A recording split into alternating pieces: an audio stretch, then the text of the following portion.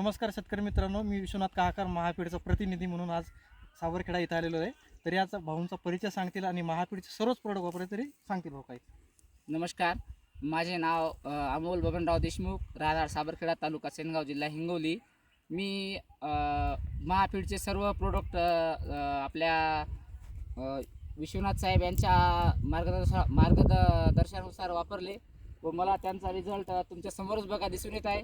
आणि त्यापैकी मी महाफ्लोराचं 05 40 28+ आणि त्यानंतर 00 40+ आणि महाग्रीन 25 10 10+ यामुळे हळदीच्या म्हणजे एक समान वाढ झाली.